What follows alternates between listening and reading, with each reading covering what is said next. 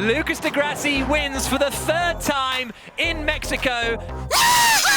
The checkered flag falls and Lucas di Grassi wins in Berlin. Yes, yes, yes, yes, yes!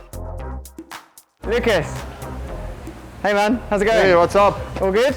If it's alright with you, can we ask you questions? 45 plus 1 to be exact. Yeah, of course. Alright, let's start real simple. What's your full name? Lucas di Grassi, And where are you from? Brazil, Whereabouts in Brazil? São Paulo. What would you say is your favourite thing about being from Brazil? It's a beautiful country. We have a lot of cool people and an incredible, diverse landscape. How long have you been racing in Formulary? Since day zero. What brought you to Formulary in the first place? Was Alejandro hiring me to be his assistant, just as he got the contract from FIA to develop the series. So it was actually July 2012. And what is it that you like the most about this championship? So since the beginning, what I really like about Formula E is that the core purpose of motorsport is to inspire and to develop technologies. And Formula E is doing that with this transition to electric mobility in general. So I really love the technology and the meaning behind, plus then on the sporting side, all the cities, all the locations and the format of the races, and it's very, very competitive. What were you doing before you started racing in Formula E? So before Formula E, I was in F1 for a while, and then in Le Mans as well, in the WEC, and then Formula E. So I want you to tell us a little bit about your time racing both in F1 and endurance racing. I did the traditional motorsport steps, go-kart, Formula 3, Formula 2, Formula 1. In Formula 1, my team was one of the worst teams of the grid, so we struggled a lot during that year.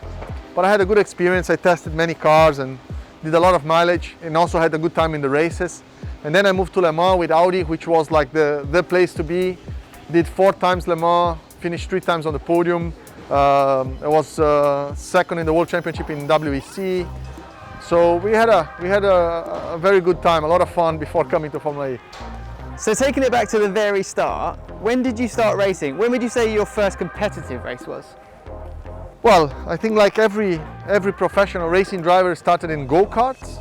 Probably I became a professional when I left the university in Brazil and I came to Europe to do the British Formula 3 in 2004. So probably in Donington Park was my first ever, let's say, professional race in British F3 in 2004.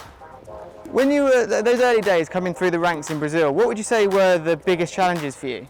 Well, motorsport, it's made of very, very different and complex challenges. And I think the main one is to get the funding to be in the right team and to do the right mileage and to get the right preparation. And you need to have performance, you need to be in the right spot at the right time. I think that was the biggest struggle, but I think that's across motorsport is for everybody. You know, everybody struggles to get the right budget and to get into the right team. Now I want to ask you a few personal questions, if that's okay. Get to know the man behind the helmet. Are you the kind of person that works really hard and has a little bit of play, or plays a little more than they work? No, I work really hard. I'm very, very committed to my profession, and has been like this since go-kart. And when I'm not racing, I'm also working in very interesting projects, which takes a lot of my time, but it's what I like to do. You know, I like to build stuff up. I like to see companies growing, and I like to see like Formula E growing from zero as a startup to become a international world championship. So this is what I like. Where does that work ethic come from? I don't really know. I think I was taught by my parents. And my father was a very, very hard-working guy, and he just told me that whatever I do, I could do whatever I wanted, but whatever I do, to try to do it to dedicate and to really put a lot of effort into it. What would you say drives you now? Like, what keeps you motivated? I think as a long-term plan, what drives me is really to have the potential and to see the effects of building a better future for everybody. With Formula E, I got really attached to this vision and to this mission that whatever we're doing, having fun, racing cars, have a real impact in society for the longer term, which is this transition from fossil fuels to electric mobility. So that's what drives me today, I think, is more of this, feeling and more of this purpose to do this. I've just realised where we are. Do you want to get a coffee while we keep going? Yeah, let's go grab a coffee. So just to carry on from that, Lucas, what was your biggest influence, or who was your biggest influence growing up?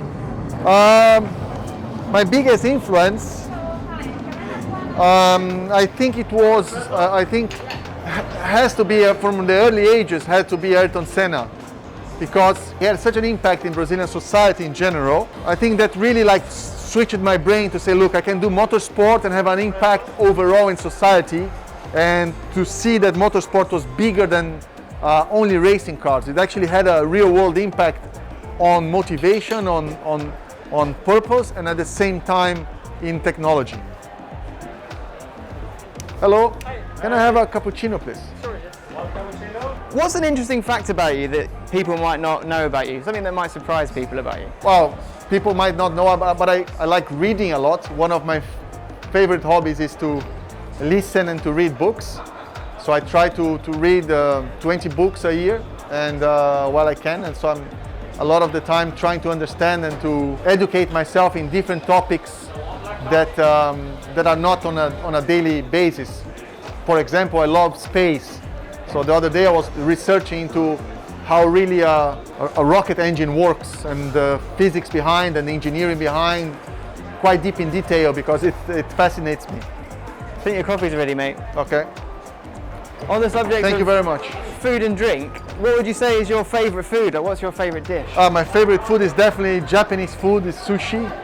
I love sushi from really an early age. Yeah, every time I can have access to it, I'm definitely having sushi on my plate. And we might have just had the answer to this question, but tea or coffee? Coffee. How do you have your coffee? It depends a lot on the day. Like if I'm chilling out, something like today, a cappuccino is fine. If I'm just before training, like black coffee, no sugar, nothing. And that's actually how I start my morning routine.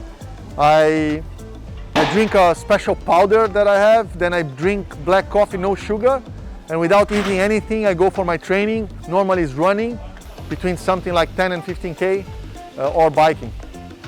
And now moving on to films, what kind of movies do you like? I love science fiction movies, most of it, but also like true stories, you know, like documentaries on life of somebody, or about some technology or something, that event that happened in the past. If there was a movie that was the Lucas di Grassi story, who would play you? I don't know, but I like a lot of actors, like, I don't know, like Nicolas Cage or Keanu Reeves. Keanu Reeves, I can see that. Yeah. I can see that working. Do you have a party trick? Party trick? What do you mean? It's like a skill, you know, some people can, you know, DJ, or some people can like, do weird things with their body, things like that. No, not really. Okay. Go-to karaoke song, are you a karaoke guy? I'm not a karaoke guy, and actually I'm a very, very bad singer. Now, what you are is a very techie guy. What would you say is the coolest thing that you own? The coolest toy that I own, which is actually a lot of fun and has a lot of technology, I have an electric hydrofoil that is basically a surfboard with an electric motor that has a wing on it, and you can really like fly over water, and it's super, super cool. Now, going back to racing and your career, what would you say is your biggest achievement in life so far? Maybe it isn't racing, who knows? Wow, my biggest achievement in life is probably having my kids healthy and growing, and having them educated with the right background, and dedicating a lot of time. But in racing, probably winning the Formula E title was the single most important achievement of my career, yes. Being a father of two children, what's it like being a dad and a racing driver? I think being a racing driver, I'm a lot of days traveling, so I'm not with them. But when I'm home, I have a lot of free time that I can dedicate to spend time with them and spend quality time.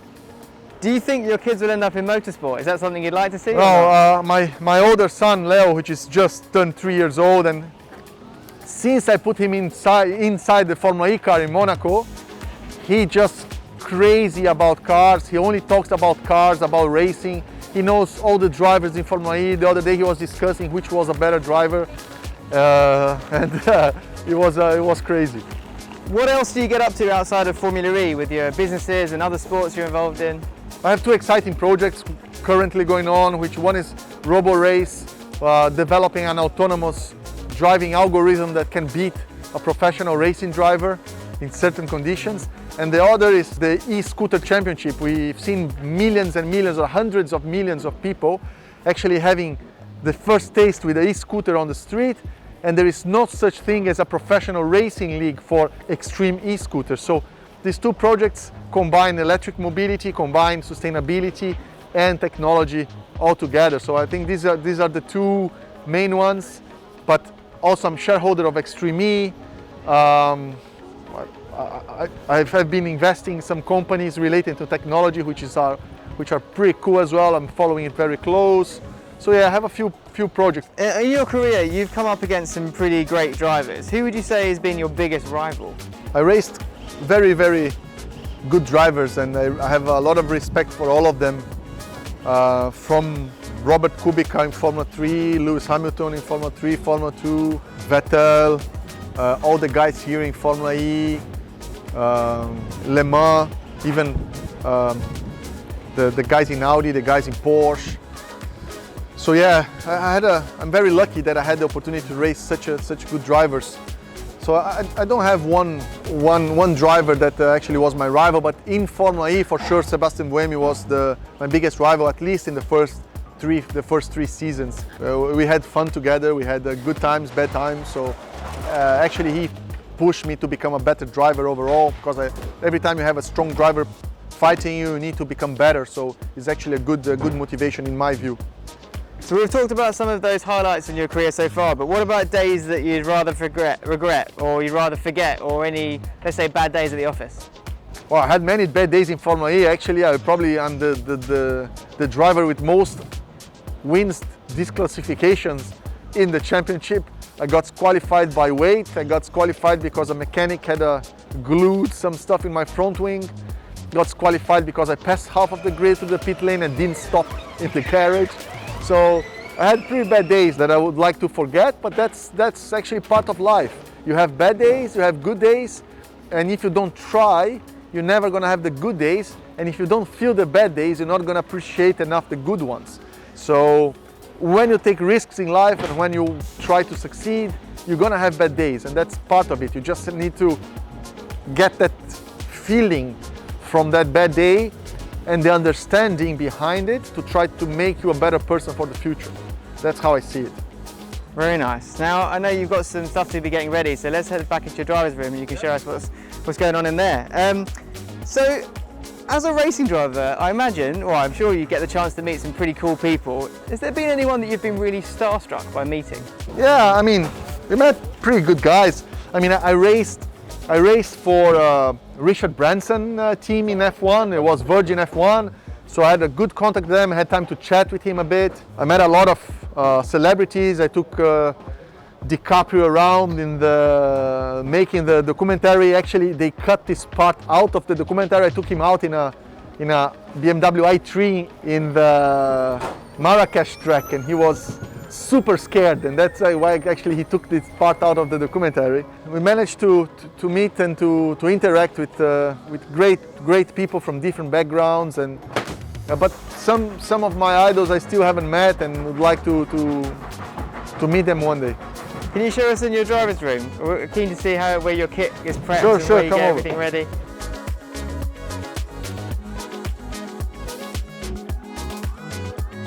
So this is my driver's room. As you can see, it still needs to, we're just unpacking right now because it's Thursday. But generally I have all the helmets and all the kit stays here. This bag is made from ocean plastic. 100% of the bag, all this material. I bought part of this company because I think it's pretty cool. For each bag they sell, you take something like 3, 4, 5, up to 15 kilos of ocean plastic to make this fabric. So that's the type of stuff that I like with the companies as well. But It's just a detail, but yeah, this is my cubicle. Let's head out to the front of the garage, and I want you to ponder on a question as we walk, which is, imagine a dream dinner party. You've got 4 guests, including yourself. Who are the other 3? Anyone, dead or alive? Dead or alive? I would say Leonardo da Vinci. That's actually why my son is called Leonardo. So Leonardo da Vinci will be one. Probably Richard Feynman. I think very, very interesting guy. Would have liked to speak to him. And Elon Musk, also for me, another crazy guy that is changing the world as we see it now. I want to throw another hypothetical out there. So you're setting up, imagine you're setting up a racing team. We're talking Formulary. You've got 1 season to get as many points or a title as possible. And you can choose any driver, dead or alive. So if I'm the team principal of Formula E right now, I would put in my team in Formula E, dead or alive drivers. Okay. Formula E is a complex series, so you need a driver that performs in different ways. So I would say one guy that was outstanding, anything that he did, he was extremely fast, was Ayrton Senna. So for sure Senna would be one. And I would say probably Hamilton. Senna and Hamilton would be a good lineup. What a lineup that would be. Okay, last few questions. What wisdom could you give someone who wants to be a racing driver? A racing driver, as every other profession, it needs planning, you need support, you need the right people around you. So the first thing is you need to start somewhere. So normally you start at karting. Try to plan the steps in a very rational way, to not jump the right steps, and to be with the right team every step of your career. This is as important as your talent. So having good coach, good team behind you, and doing every step as you progress in the series, through the series, without jumping steps or without falling behind. It needs to be a steady progress for you to maximize your chance of becoming a professional driver. Would you give the same advice if someone said they wanted to specifically race in electric racing? Yes, exactly the same. Audi aren't going to be here next season. Is it going to feel strange for you potentially not racing underneath the Audi flag? No, not really. What's your favourite circuit in Formula E? Probably it's Rome. Rome is a pretty good one. Favourite circuit in the world? Macau. And if you could design the perfect Formula E circuit, where would that circuit be? São Paulo, I already did it. I already designed it, and it's already designed and published and looked by FIA, and it's ready to go. Oh, I love that. Okay. Final 2 questions. What does the future hold for Lucas di Grassi? I would stay in Formula E. That's pretty much already a given to me. My future belongs to electric motorsport series. I don't see any other way for me to follow my career than to race here. For me, Formula E is like family, and it's a shame, really shame that Audi is leaving. But my priorities, again, is with the planet, with building a better future, is to build something exciting together with Formula E for the longer term. So I will stay in Formula E, and hopefully for some other years to come. And my plan is also to retire in Formula E and not race in any other series as priority. Great stuff. And finally, what excites you the most about that future? Yeah, of course, on the sporting side, what excites me the most is to try to win titles and try to win races and perform. But in general, as a global perspective, what really motivates me is, apart from being with a good team, it's really to be using motorsport as a platform to build a better future for everybody. A safer, better, cleaner future, increasing the scope and the convergence of investment into motorsport so for us we can have a reliable future for the teams and for the drivers and for everybody. So by doing that, we have to improve Formula E. We have to look at Formula E as a growing company, as a growing category. It's still a lot, we accomplished a lot, but it needs still to do a lot with the series. And hopefully I can contribute as a driver, but then later on somehow as well in other form for the progress of this series until it becomes more and more important for everybody. Lucas di Grassi, thank you. That is 45 plus 1 questions. Now I know Cool. you're busy. Thank you very much. Thanks for your time, man. Appreciate it. Thank you. See you soon.